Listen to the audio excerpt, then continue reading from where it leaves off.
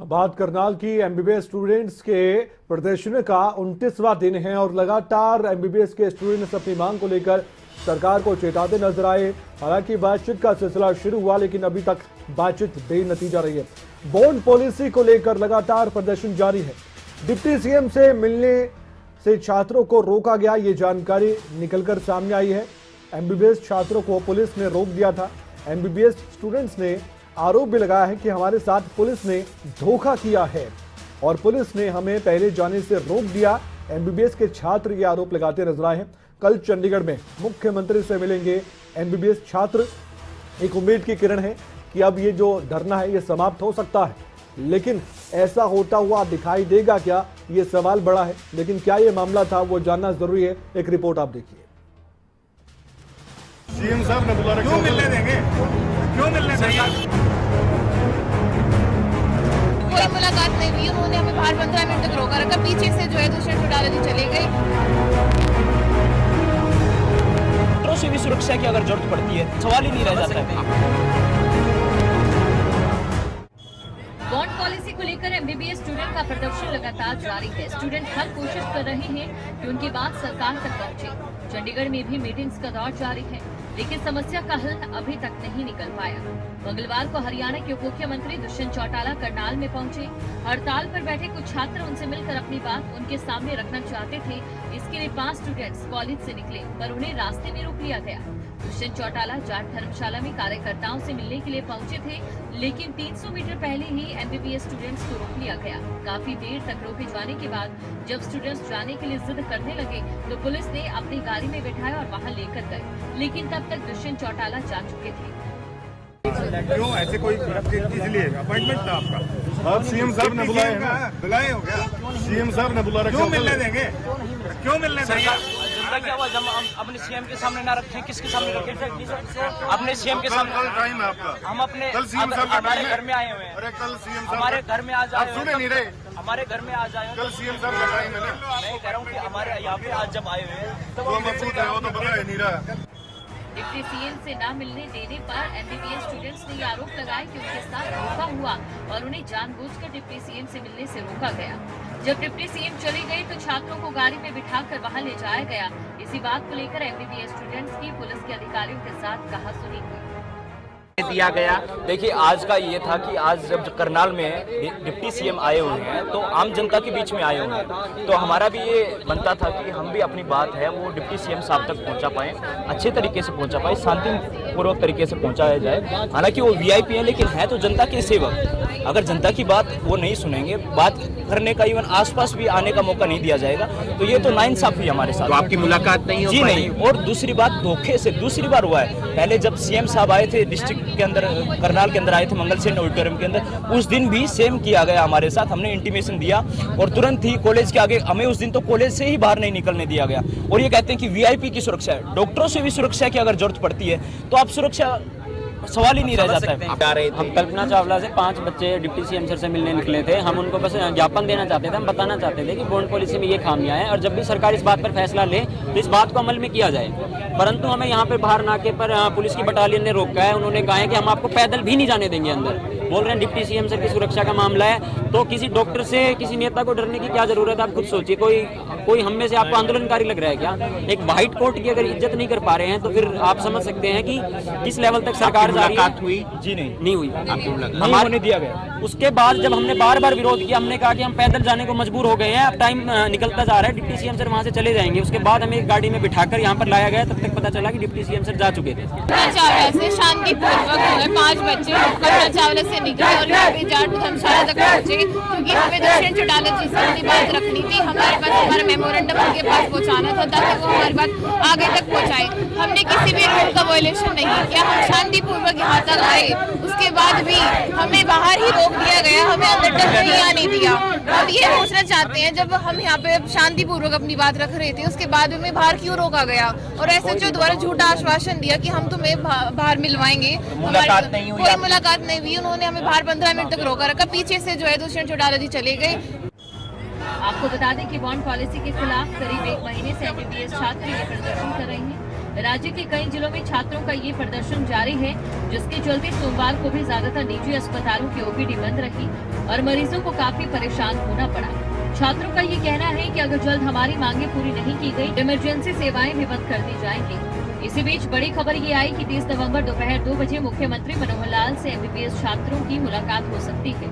MBBS छात्रों का एक प्रतिनिधिमंडल बुधवार को सीएम के सामने बॉन्ड पॉलिसी को लेकर अपनी बातें रखेगा, लेकिन इस मुलाकात में सरकार और छात्रों के बीच कोई सहमति बनेगी या नहीं, ये तो मीटिंग के बाद ही पता चलेगा। ब्यूरो रिपोर्ट, खबरें अभी तक।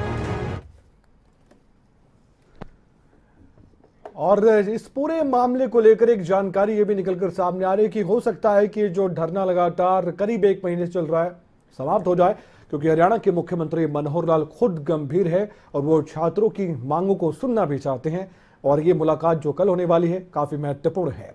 लेकिन ये एमबीबीएस के छात्र कहना क्या चाहते हैं, क्या इनकी डिमांड्स हैं, हमारे संवाददाता हिमांशु नारंग ने इनसे खास बातचीत की, क्योंकि करनाल में भी इनका धरना चल रहा है। आइए वो बातचीत और एक रिपोर्ट उनके आपको दिखाते हैं। 29 दिन हो चुके हैं बॉन्ड पॉलिसी को लेकर एमबीबीएस स्टूडेंट्स लगातार प्रदर्शन कर रहे हैं। इस वक्त हम मौजूद हैं करनाल के कल्पना चावला मेडिकल अस्पताल और कॉलेज में। ये कल का भविष्य है, लेकिन इनका भविष्य अधर में लटका हुआ है, क्योंकि बॉन्ड पॉलिसी को लेकर पूरे हरियाणा के अंदर विरोध प्रदर्शन लगातार जारी है। आज हरियाणा के डिप्टी सीएम दुष्यंत चौटाला से मुलाकात करने का प्रयास किया, लेकिन प्रशासन ने इन्हें रोक दिया। हमारे साथ कुछ एमबीबीएस स्टूडेंट्स मौजूद हैं, उनसे एक बार जान लेते हैं कि आगे की रणनीति उनकी क्या रहने वाली है। क्या कुछ कहेंगे, क्या रणनीति के तहत आप अब आगे बढ़ेंगे? 29 दिन बीत चुके हैं, हल अभी तक नहीं निकला, सारा मामला अधर में लटका हुआ है। जी देखिए, आज भी जैसे आपने मीडिया के माध्यम से जनता को बताया है कि किस तरह से प्रशासन ने एक छलावे के तहत हमें अपनी बात रखने का मौका नहीं दिया। हम सिर्फ 2 मिनट का समय मांगते थे कि हम अपना मेमोरेंडम मांग का जो है वो उनके सामने रखें, अपनी बात को उनके सामने रखें, ताकि वो आगे जाके सरकार में इस मामले में बात करें और प्रदेश के डॉक्टर, छात्र और जनता के अधिकार में एक अच्छा फैसला लेकर आए। लेकिन प्रशासन ने हमें इवन 500 मीटर दूर रखा डिप्टी सीएम से और हमें उनसे मिलने नहीं दिया गया। कल सरकार के साथ बातचीत आपकी हो सकती है, कितनी उम्मीद है, क्या कोई हल निकलेगा? क्योंकि टेबल पर कई दौर की मीटिंग हो चुकी है। देखिए, हम अपनी तरफ से पूरे पॉजिटिव हैं, क्योंकि हमारा जो स्टैंड है, हमारी जो मांगे हैं वो जायज़ हैं और वो प्रदेश की जनता के हित में हैं, इसलिए हम उसको लेके सकारात्मक हैं। लेकिन सरकार का जिस हिसाब से अड़ियल रवैया अभी तक रहा है, इतनी बार की वार्ता के बाद भी, इतनी बार की चर्चा के बाद भी, इतनी जगह हमने बात रखने का प्रयास किया सीएम मनोहर लाल खट्टर के सामने, डिप्टी सीएम दुष्यंत चौटाला के सामने और अन्य प्रशासनिक अधिकारियों के साथ भी, लेकिन उनका अड़ियल रवैया अभी तक भी बरकरार है। लेकिन हम अपने मांगों के लेकर, क्योंकि वो मांगे जायज़ हैं, जस्टिफाइबल हैं, इसलिए हम उनको लेकर पॉजिटिव हैं। किस दिशा में आपका आंदोलन जा रहा है? कितनी उम्मीद सरकार से और किस तरीके से खुद को मोटिवेट करते हैं? नहीं, अभी और भी वक्त लग सकता है। जैसे कि आपको पता ही है, कल हमारी सीएम सर के साथ मीटिंग है, तो कल देखते हैं। कल हम सोच ही रहे हैं कि हमारे हित में ही कोई फैसला लिया जाएगा। जैसा कि आपको पता है, 30 दिन बीत चुके हैं। हमारी एसीएस मैम, डीएमईआर से पर्सनल सेक्रेटरी, बहुत अन्य प्रशासन से हमारी बातचीत वार्तालाप हुई है, लेकिन कोई हल नहीं निकला है। लेकिन अब हम ये नहीं चाह रहे कि आप कंप्लीट बॉन्ड सर्विस हटा दो। हम चाह रहे हैं कि आप कंपलसरी रूरल पोस्टिंग सर्विसेज अब वो कंपलसरी कर दो। ये 40 लाख का आप जो बीच में ला रहे हो, इसको आप हटा ही दीजिए। आप कंपलसेशन लगा दीजिए कि भाई कंपलसरी आपको रूरल सर्विस देनी पड़ेगी, पोस्टिंग सर्विसेज देनी पड़ेंगी, पीएचसी पे, सीएचसी पे, सब सेंटर्स पे। लेकिन अगर कोई बच्चा जॉब को नहीं ऑब्टेन कर पा रहा है, अगर वो नहीं ले पा रहा है जॉब, तो उसका 40 लाख लेने का कोई आपका मतलब नहीं बनता है। तो हम ये चाह रहे हैं कि आप, जैसे हमारा पोस्टर भी है कि ग्रामीण सर्विसेज जो है, ग्रामीण सेवाएं हम करने को तैयार हैं, आप हमें दे तो आप कंपलसरी रूरल पोस्टिंग लगा दी। अगर आप बॉन्ड नहीं हटा रहे हैं तो पर लेकिन 40 लाख और ये बैंक जो मीडिएटर है, थर्ड पार्टी, उसको आप हटा दीजिए। क्या आगे की रणनीति रहने वाली है? किस तरीके से अपने आंदोलन को आप आगे बढ़ाएंगे अगर कल भी फैसला नहीं आता है तो? आंदोलन हमारा शुरू से ही बहुत मतलब नॉन वायलेंट रहा है। हमने अपनी बातें बहुत अच्छी तरह से बिल्कुल संवैधानिक उसमें रहकर करी है। और अभी आगे भी हम यही कोशिश करेंगे कि हम नॉन वायलेंटली अपना प्रोटेस्ट को प्रोसीड करें और किसी भी सरकारी गतिविधियों में हैम्पर ना होए। बस यही है हमारी कि आप हमारी बातें सुनिए। हम डॉक्टर्स हैं, हम देश का फ्यूचर हैं, हम अभी बनेंगे और आने वाले डॉक्टर्स भी इसके लिए काम करेंगे, देश के लिए ही काम करेंगे, देश की जनता के लिए ही काम करेंगे। तो उसके हित में, देश की जनता के हित में और हमारे हित में काम करें। ये आप देख सकते हैं नए बैच के जो स्टूडेंट्स हैं वो भी यहां पर पहुंच चुके हैं। परेशान जो हैं वो पेरेंट्स भी हो रहे हैं, स्टूडेंट्स भी हो रहे हैं। ऐसे में हर कोई चाहता है कि जल्द से जल्द हल निकले। कल हरियाणा सरकार के साथ एक बार फिर से एमबीबीएस स्टूडेंट्स की टेबल पर मीटिंग हो सकती है और उम्मीद है कि कल कोई शायद हल निकल जाए। और अगर कल भी हल नहीं निकलता तो फिर प्रदर्शन जो है, आंदोलन जो है एमबीबीएस स्टूडेंट्स का, वो इसी तरीके से जारी रहेगा। खबरें अभी तक के लिए करनाल से हिमांशु नारंग। हमारे साथ एक प्रदर्शनकारी छात्र जुड़ चुके हैं फोन लाइन पर, उनसे हम बातचीत करते हैं। एमबीबीएस के स्टूडेंट हैं और आप जानते हैं कि करीब 1 महीना होने को है और ये एमबीबीएस के स्टूडेंट जिनको पढ़ना था, कुछ करना था, एक अच्छा डॉक्टर बनना था, वो आज धरने पर बैठे हैं। रोहित जी, आप समझा पाएंगे साधारण शब्दों में हमारे दर्शकों को जो आपको देख पा रहे हैं कि एक एमबीबीएस स्टूडेंट को एक अच्छा डॉक्टर बनना चाहिए, लोगों की सेवा करनी चाहिए, लेकिन कई लोग ये भी कहते हैं कि आप तो अपने पर्सनल एजेंडे को लेकर आगे बढ़ रहे हैं और लोगों को परेशान कर रहे हैं। जी नहीं, देखिए परेशानी की जहां तक बात है, प्रदेश की पूरी जनता परेशान हो रही है, उसके साथ साथ छात्र भी परेशान हो रहे हैं। एमबीबीएस छात्र अगर नीट की क्वालिफाई करके यहाँ पे एक मेरिट के साथ यहाँ के आके बैठा है तो वो पढ़ाई करने के लिए ही बैठा है, ना कि 30-30 दिन के धरने के ऊपर बैठने के लिए, सर्दी के अंदर, इस कठोर सर्दी के अंदर वो बैठा है। साथ में यहाँ पे कुछ छात्रों ने भूख हड़ताल भी रखी थी, जिसमें से 5-6 छात्रों की तबियत बिगड़ने के बाद उनको आईसीयू में भी भर्ती कराया गया था। लेकिन प्रदेश की जो सरकार है उसका एक अड़ियल रवैया जारी है। आज भी आपने देखा करनाल के अंदर हम बात करना चाहते थे, अपनी मांगे रखना चाहते थे, सिर्फ 2 मिनट के लिए ही आगे जाना चाहते थे, लेकिन प्रदेश के डिप्टी सीएम, तो मुख्यमंत्री ने आपको बातचीत के लिए बुलाया है। जब मुख्यमंत्री ने बुलाया डिप्टी सीएम से बातचीत करने के लिए, आप क्यों आ गया?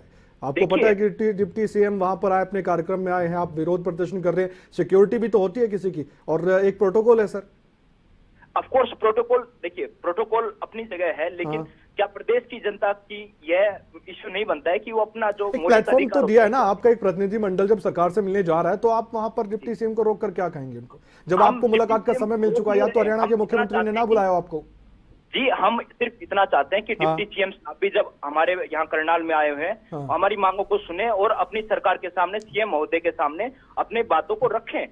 ठीक है, हम सिर्फ अच्छा रोहित जी, ठीक है, आपकी बातों को हम सीधे सरकार तक पहुंचाते हैं। आपके प्रदर्शन को लगातार हमने कवर किया, रोहतक में भी किया, लेकिन देखिए दोनों तरफ की बातें होती हैं। कुछ लोग ये भी कहते हैं कि जब डॉक्टर्स लापरवाही करता है तब इस तरह का प्रोटेस्ट करने के लिए दूसरा डॉक्टर तो कभी नहीं आता। मैं सभी डॉक्टर्स पर सवाल नहीं उठा रहा हूं, कोई अगर कहीं भी लापरवाही का मामला आता है तब भी आपका आईएमएस सामने आकर फिर इस तरह की बातें करता है और जो आवाज उठाता है कि डॉक्टर ने लापरवाही की है, आप उस डॉक्टर के साथ खड़े हो जाते हैं। और आपको मालूम है कि लापरवाही के बाद जो एक्ट है वो भी आपके पक्ष में होता है, ना कि पीड़ित के पक्ष में होता है। इस तरह की बातों पर भी कभी प्रदर्शन कीजिए ना। देखिए, हम हर एक चीज के ऊपर प्रदर्शन करते हैं। कल्पना राजकीय मेडिकल कॉलेज के छात्र, जब भी देश में कोई बड़ी घटना होती है उसके पक्ष में या विपक्ष में हमेशा अपनी बात रखने के लिए जाना जाता है। दूसरी बात जो आप कह रहे हैं, मैं आपको याद दिलाना चाहूंगा आपके माध्यम से, और जो प्रदेश की जनता आपको देख रही है उनसे भी ये बात बताना चाहूंगा। जब कोविड का समय चल रहा था, आप वो समय भी याद कीजिए साथ साथ में, जब कोविड का समय चल रहा था, सरकार ने कहा था कि हम कोविड में लगे हुए डॉक्टर्स को डबल सैलरी तक देंगे। लेकिन मैं आपको याद दिलाना चाहूंगा, कल्पना चावला राजकीय मेडिकल कॉलेज के resident doctor, senior doctor, SR सभी ने खुद से ये मेमोरेंडम और रिक्वेस्ट दिया था कि हमें डबल सैलरी नहीं चाहिए, हमें जो सम्मान मिलना चाहिए सिर्फ सम्मान ही हमारे लिए काफी रहेगा। ठीक है रोहित जी, उम्मीद करेंगे कि बातचीत से जरूर मसला हल हो। और आप भी काफी तंग परेशान हैं और आपकी जो जायज मांगे हैं सरकार को उनको माननी भी चाहिए और सरकार को समाधान करना चाहिए और सरकार का दायित्व बनता है। बहुत बहुत धन्यवाद, आप हमारे साथ जुड़े और आपने बातचीत की, अपनी बात को सामने रखा।